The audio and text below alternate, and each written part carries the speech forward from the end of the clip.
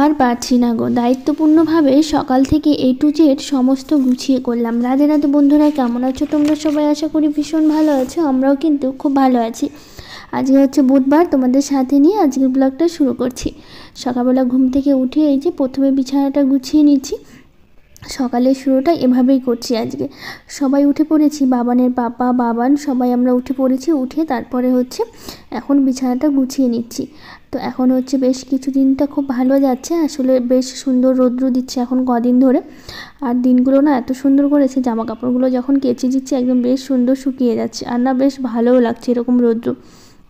একটু ঠান্ডাও আছে, রোদ উঠলেও ঠান্ডাটা তো আর কমেনি, কিন্তু দিনটা বেশ ভালো যাচ্ছে জানো তো। সকালবেলা উঠে একটু ঠান্ডা ঠান্ডা ভাব, তারপরে একটু রোদে বসছি না, তখন এত ভালো লাগছে। আর একটু ঠান্ডার সময় রোদ উঠলে কিন্তু বেশ ভালো লাগে, যখন একটু রোদে বসে থাকা যায়। আসলে আমি আবার বেশিক্ষণ রোদে বসে থাকতে পারি না, কিছুক্ষণ একটু বসে থাকি তারপর আবার চলে আসি, কিন্তু গায়ে যখন রোদ্দুর লাগে না বেশ ভালো লাগে। এই যে ঘরের মধ্যে যখন কাজ করি না এত ঠান্ডা লাগে, যখন একটু বাইরে যাই তখন কি ভালো লাগে। আর বাইরে গিয়ে যখন ওই রৌদ্রটা পাই না, তখন না আর ঘরের মধ্যে আসতে ইচ্ছে করে না জানো তো। তখন মনে হয় এক পা যদি ঘরের মধ্যে রাখছি তখনই ঠান্ডা হয়ে যাচ্ছে গাটা, মানে যেই ঘরের মধ্যে ঢুকছি অমনি ঠান্ডা, আবার যেই বাইরে বেরোচ্ছি অমনি গরম, আর কি এরকমভাবেই চলছে আর কি। বেশ বিষয়টা না বেশ সুন্দর এনজয় করছি জানো তো, বেশ ভালোও লাগছে। তারপরে এই যে এই ঘরে বিছানাটা গুছিয়ে নিচ্ছি। আসলে কালকে রাত্রে দাদা এসেছিলো, তো এই ঘরে বিছানা মানে এই ঘরে মানে দাদা শুয়েছিল, এই ঘরে দাদার বাবান শুয়েছিল। তো সেই জন্য আর কি এই ঘরে বিছানাটা একটু গুছিয়ে নিচ্ছি। ব্ল্যাঙ্কেটটা গায়ে দিয়েছিল সেটা একটু ভাঁজ করে নিচ্ছি। কালকে সন্ধ্যাবেলা দাদা এসেছিলো, তো আজকে আবার সকালবেলা উঠে আবার চলে গেছে, একটু দাদার প্রয়োজনই এসেছিলো বাবানের পাপার সাথে। তো দাদাকে অনেক করে বলা হলো যে থাকার জন্য, কিন্তু দাদা হচ্ছে থাকলো না, বলছে না। আমার দাদা আবার টিউশন পড়ায়, তো ওর জন্য আবার একটু বাইরে চলে গেল। তো দাদা টিউশন পড়ায় আর হচ্ছে নার্সারি স্কুলে পড়ায় আর কি, তো সেই জন্য দাদাকেও চলে যেতে হলো, কারণ দাদার আবার স্কুল আছে, তো দাদার আবার টিউশন পড়াতে হয়। তো সেই জন্য ওকেও সময়টা একটু দেখে শুনে চলতে হয়। তো সেই জন্য দাদা সকালবেলা কিছু মানে একটু চামুড়ি করে দিলাম, সেটা খেয়ে তারপর হচ্ছে দাদা হচ্ছে বেরিয়ে গেছে আর কি। তো সেই জন্য এদিকে আমি এই যে সকালবেলার যে বাসি কাজগুলো থাকে সেগুলো এখন সারছি টুকিটাকি। তো মধুমিতা বোন বলেছে, হ্যাঁ গো দিদি, পুজোর দিন খুব পরিশ্রম হয়েছে, বুঝতে পারছি গো তোমাকে দেখে। এবার কদিন একটু রেস্ট নাও, না হলে শরীর অসুস্থ হয়ে যাবে। আর একটা কথা বলছি দিদি, পুজোর দিন একটু আলতা পরতে পারতে। তো আসলে না আমার একদমই খেয়াল ছিল না, সত্যি কথা বলতে। আসলে এত তাড়াহুড়োর মধ্যে ছিলাম না, আলতা পরার কথা আমার মাথাতেই আসেনি যে আলতা পরতে হবে। তো পুজো হয়ে গেছে, বিকেলবেলা যখন দেখছি না পায়ের দিকে তাকাচ্ছি, তখন মনে হচ্ছে যদি একটু আলতা পরতাম কত ভালো হতো।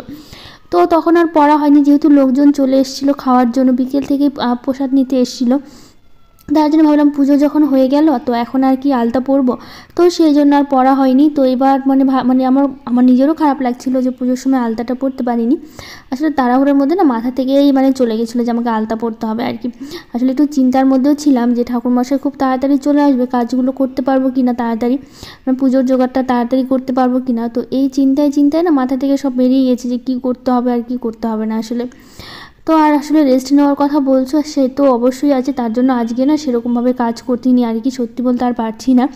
আসলে আমার নিজেরও বুঝতে পারছি যে শরীরটা খারাপ হবে আর কি। আসলে সেই জন্য আজকে না সেরকমভাবে কোনো কাজ আমি করিনি, খুব কম কাজই করেছি, যতটুকু না করলে নয়। সংসারের জন্য তো এইটুকু তো করতেই হবে বলো, একটু তো দায়িত্ব আছে। তো সেই দায়িত্বটা একটু পালন করছি আর কি। তো দেখা যাক কতটুকু করতে পারি, আর তার মধ্যে না এইটুকু না করলে হচ্ছিল না। তো সেইটুকু তো সকালবেলার এই যে ঘর আশিপাশি কাজগুলো তো একটু করতেই হবে, আর একটু রান্না বান্না যেহেতু খেতে হবে তো রান্না তো করতেই হবে। তো এই যে সকালবেলা ঝাড়টার দেওয়া আর কি, একটু গাছে জল দেওয়া আর কি। তো এই পুজো করে 2-3 দিন ধরে না গাছে জল দেওয়া হয়নি, তো এটাও না করলে হচ্ছিল না। এখন জল টেনে টেনে এনে আমাকে গাছে জল দিতে হচ্ছে, একটু মানে কষ্ট হচ্ছিল সেই জল টেনে আনা বালতি ভরে ভরে। কিন্তু কি করব বলো, এইটুকু তো করতেই হবে, না করলে হচ্ছিল না। তো বলছিল বাবানের বাবা নিজেই দিয়ে দিবে। তো আমি বললাম থাক, তোমারও তো পুজো করে কম ধকল গেল না, তো তুমিও মানে তোমাকে করতে হবে না, আমি জল দিয়ে দেবো। তো একটু একটু করে গাছে জল দিচ্ছি, বেশি দিচ্ছি না। ভাবছি যে পাইপ দিয়ে পরে কখনো দিয়ে দেবো আর কি, যেহেতু পাইপ আছে তো পাইপ দিয়ে দিলে অতটা টানাটানি করতে হবে না। তো সেই জন্য হচ্ছে ভাবছি পাইপ দিয়ে দেবো, আর এখন যতটুকু পারছি অল্প অল্প করে গাছের গোড়া একটু ভিজিয়ে রাখছি আর কি। তো সেই জন্য এদিকে দেখো গাঁদা ফুলের গাছগুলো এত পরিমাণে বড় হয়ে গেছে, মানে আমার থেকে মনে হচ্ছে গাছই বড় হয়ে গেছে আর কি, এতটাই বড় হয়ে গেছে। এই সাইডেরগুলো বেশ সুন্দর, ছোট ছোট বেশ সুন্দর হয়েছে, কিন্তু এই সাইডেরগুলো এত পরিমাণে বড় হয়ে গেছে মনে হচ্ছে নিজের থেকে গাছই বড়, মানে এখন এপার থেকে ওই পার দেখা মুশকিল হয়ে গেছে আর কি। তো এখন এই যে যা যা গাছ আছে প্রতিটা গাছে জল দিচ্ছি। তো এইদিকে কিছু শাকসবজিতে জল দেবো আর কি। তো এই যে নিয়ে এসেছি হচ্ছে সরি এটা হচ্ছে পালং শাক আর কি। তো পালং শাকে একটু জল দিয়ে দিচ্ছি আর কি। তো আরেক বালতি জল লাগবে, 2 বালতি জল নিয়ে এসেছি একসাথে, যাতে বারবার আমাকে যেতে না হয়। তো সেই জন্য দেখো এখানে একদম বালতি ভরে ভরে জলগুলো দিচ্ছি। মাটিগুলো না একদমই শুকিয়ে গেছে জানো তো, একটুকু রস ছিল না। তো সেই জন্য ভাবলাম একটু বেশি করে জল দিই, যাতে কয়েকদিন আবার জল দিতে না হয়। তো সেই জন্য একটু বালতি ভরে ভরে না ঢেলে ঢেলে দিচ্ছি। তো এখন এই যে কদিন ধরে একটু রোদ উঠছে না, বললাম না ঠান্ডার জন্য তো কোনো শাকসবজি এবার হলো না। আগের বার কী সুন্দর সব রকমের শাকসবজি হয়েছিল, রোদটা ছিল মানে এত তাড়াতাড়ি ঠান্ডাটা পড়েনি, আর বেশ সুন্দর না শাকসবজিও হয়েছিল। কিন্তু এবার এত তাড়াতাড়ি ঠান্ডা পড়ে যাবে বুঝতেও পারিনি। তো দেখো একটু কদিন আগে যদি লাগাতে পারতাম তো বেশ ভালো হতো, এবার এতটাই দেরি হয়ে গেল। তো সেই জন্য একদম মানে রোদ না থাকলে কি গাছ হয় বলো তো। তো দেখছি এখন একটু গাছগুলো বেরোচ্ছে। তো সেই জন্য ভালো একটু জল দিয়ে ভিজিয়ে দিই যদি গাছগুলো হয়। তো সেই জন্য কি বালতি ভরে ভরে জল নিয়ে এসে তারপর হচ্ছে একদম ভালো করে ঢেলে দিচ্ছি, যাতে গাছগুলো একটু বেরোতে পারে। তো দেখি কি হয়, না হলো তো আর কিছু করার নেই। তো আর ভাবছি লাগাবো না, একবারে শীতের শেষের দিকে তখন আবার হচ্ছে নতুন করে ডাঁটাগুলো লাগিয়ে দেবো। তো এই এখন ধনিয়ার মধ্যে দিচ্ছি, ধনিয়াটা বেশ সুন্দর হয়েছে দেখো, বেশ সুন্দর। কিছুটা জায়গায় জায়গায় একটু ফাঁকা আছে, কিন্তু যেখানে যেখানে হয়েছে বেশ সুন্দর অনেকগুলো করে ধনিয়া আছে, মানে গাছগুলো হয়েছে। তো বেশ অনেকটা বড়ও হয়ে গেছে ধনিয়া গাছগুলো। তো ওইদিকে বাসি গাছ সেরে তারপর একদম ফ্রেশ হয়ে চলে এসেছি রান্নাঘরে, আজকে রান্না করব। তো সেই জন্য হচ্ছে এই যে প্রথমে চালটা ধুয়ে ভাতে দিয়ে দিলাম, আর করব আজকে হচ্ছে সয়াবিন করব। তো সেই জন্য এই যে সয়াবিনটা একটু সেদ্ধ করে নিয়ে তারপরে হচ্ছে একদম সয়াবিনের জন্য যা যা লাগে একদম সব কিছু মশলাগুলো একদম রেডি করে নিয়েছি। মানে আলুটাও কেটে নিয়েছি যাতে একটু সুবিধা হয়, আর সেরকমভাবে ভিডিও করা হয়নি সবজি কাটার সময়। তো একবারে কেটে নিয়ে তারপর হচ্ছে রান্নাটা করছি।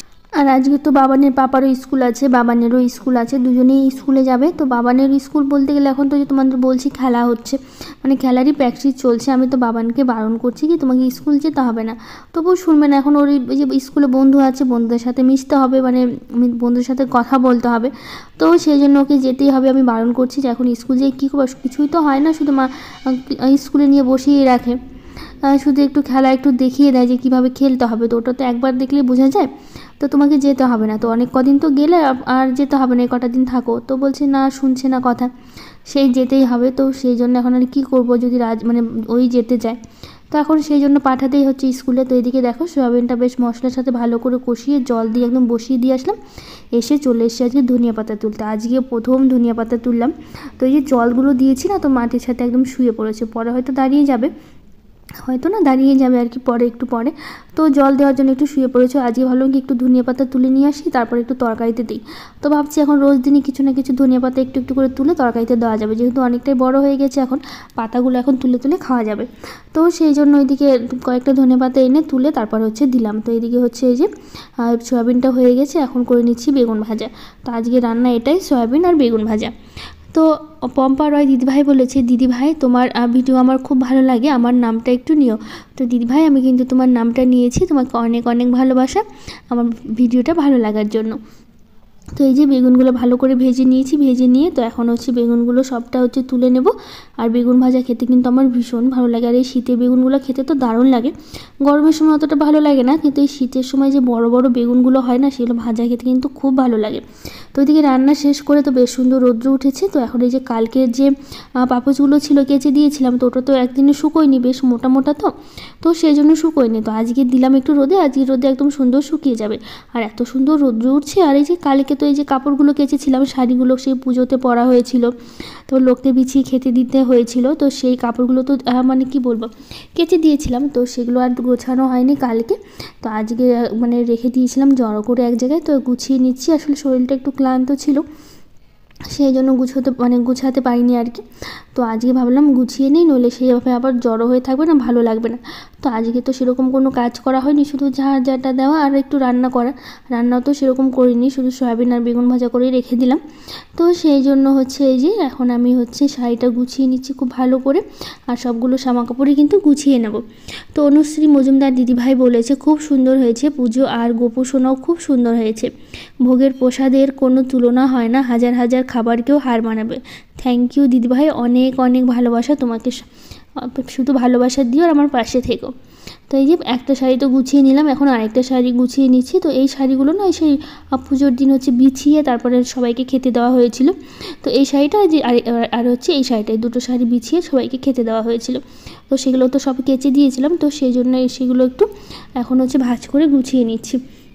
তো মঞ্জুলা মহন্ত দিদিভাই বলেছে এত কাজ করছো একটু রেস্ট নাও, না হলে শরীর খারাপ করবে গো দিদিভাই।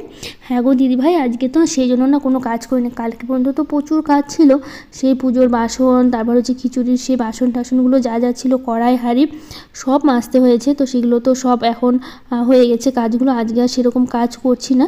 এই যে শুধু রান্না বান্না খাওয়া দাওয়া এইটুকু তো করতেই হবে বলো, নইলে করে দেওয়ার তো এইটুকু কেউ নেই, একাই যেহেতু। তো সেই জন্য ভাবলাম এইটুকু তো করতেই পারি। আর এই যে 3টে শাড়ি ছিল, এটুকু তো গোছানো কোনো ব্যাপার না। তো সেই জন্য ভাবলাম গুছিয়ে রাখি একবারে। তো ভাবলাম গুছালাম যখন তো একবারে তুলে রাখি। তো ভাবছি এখানে রেখে দিই, যেহেতু এটা ফাঁকা আছে জায়গাটা, তো এখানে হচ্ছে তুলে রাখি। তারপর হচ্ছে বাবানকে রেডি করাতে হবে, বাবান ওইদিকে স্নান করছে। তো আজকে স্নানটা বাবানের পাপাই বাবানকে করিয়ে দিল। আসলে ঠান্ডার সময় তো একটু গাটা ডলে না দিলে হয় না, মাঝে মধ্যে নিজে নিজেও করতে পারে, নিজে নিজেও স্নান করতে পারে, কিন্তু গাটাও ডলেও স্নান করতে পারে, কিন্তু খুব ভালো করে তো পায় না পিঠগুলো না। তাই জন্য হচ্ছে বাবানের পাপা আজকে বেশ সুন্দর করে ডলে দিল, ওকে স্নান করে দিল, দিয়ে তারপর ঘরে পাঠালো। তো আর আজকে রান্নাটা খুব তাড়াতাড়ি হয়ে গেছে, যেহেতু সয়াবিন আর বেগুন ভাজা করেছি, খুব একটা সময় লাগেনি রান্না করতে। তো সেই জন্য রান্না করার পর অনেকক্ষণ বসেছিলাম, তারপরে কাপড়গুলো গুছালাম। তো এদিকে বাবান রেডি হয়ে আসছে আর কি। তো ওকে একটু খেতে দেবো, যেহেতু ওর অনেকটা সময় লাগে খেতে, আর আমাদের তো সময় লাগে না, বাবানের ব্যাপার খুব একটা সময় লাগবে না, ওইদিকে স্নান করছে, আর ওর তো অনেকটা সময় লাগে ধীরে ধীরে যেহেতু খায়। তো সেই জন্য হচ্ছে ওকে আগে রেডি করে খাবারটা দিয়ে দেবো, ওই খাবে, তারপর তো বাবানের পাপা আসলে তখন আমরা একসাথে মিলে খেয়ে নেব।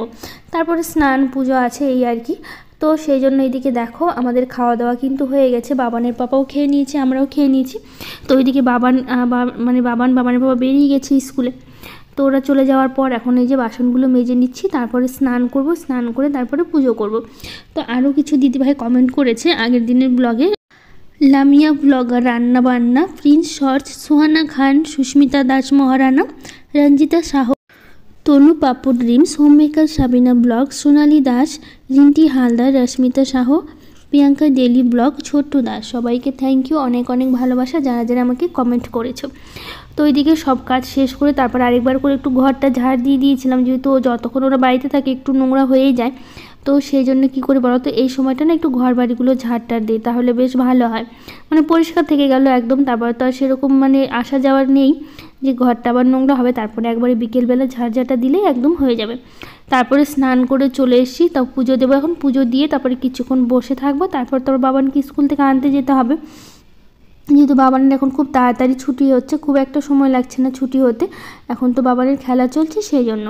তো যাই হোক, আজকের ব্লগটা এখানেই শেষ করছি। ভালো লাগলে লাইক শেয়ার কমেন্ট করে দিও, আর আমার চ্যানেলটাকে সাবস্ক্রাইব করে দিও। আজকের মতো টাটা।